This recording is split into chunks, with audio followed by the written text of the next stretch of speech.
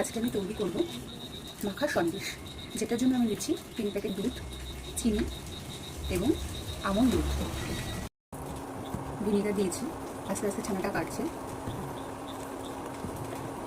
এখন বারবার নাড়তে হবে ভিনিগার দেওয়ার পর। আমি এইভাবে ছানাটাকে জল ঝরিয়ে নিচ্ছি, সব ছানাগুলোকে। আমি এই চিনিটাকে এবার ক্যারামেল করে নেবো। প্যানটা আমার গরম হয়ে গেছে, আস্তে আস্তে আস্তে করে আমি এটাকে ছড়িয়ে দেবো। এখানে 1 কাপ চিনি আছে। আমি একটু ছানাটাকে ধুয়ে নেব। এদিকে আমার চিনিটাও ক্যারামেল হতে শুরু করেছে।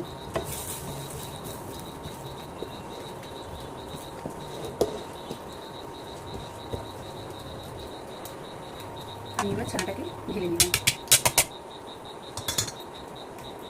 একটু ঠান্ডা করতে দেবো। এদিকে আমাদের ক্যারামেল রেডি। আমি একটু ছানাটাকে এরকম ম্যাশ করে নিচ্ছি, হাত দিয়েও করতে পারো, আমি এটা দিয়েই করছি। পুরো ছানাটাকে একটু ম্যাশ করে নেব। এভাবে ছানাটা ম্যাশ করে নিলে খেতে খুব টেস্টি হয়, দানা দানা যে ভাবটা সেটা থাকে না।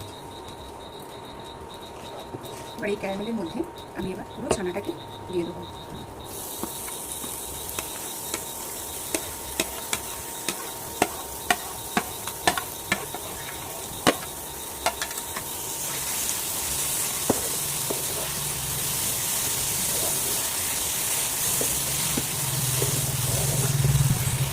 দেখো এইভাবে আমি একটুখানি মাখো মতো করে নেব।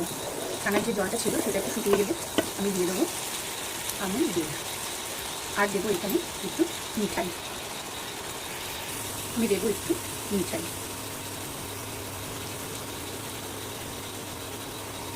খুব সুন্দর টেস্ট আসবে।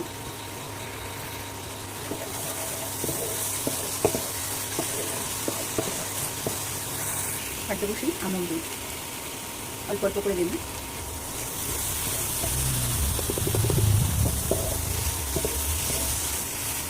পুরোটাই লেগে যাবে, আমি দিয়ে দিলাম।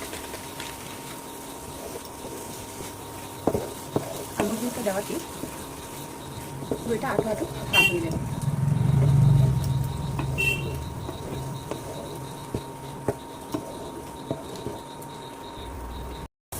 রেডি আমাদের মাখা সন্দেশ।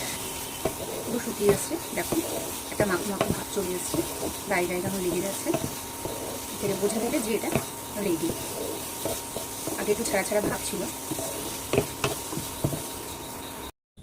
রেডি আমাদের মাখা সন্দেশ, খুব সুন্দর খেতে।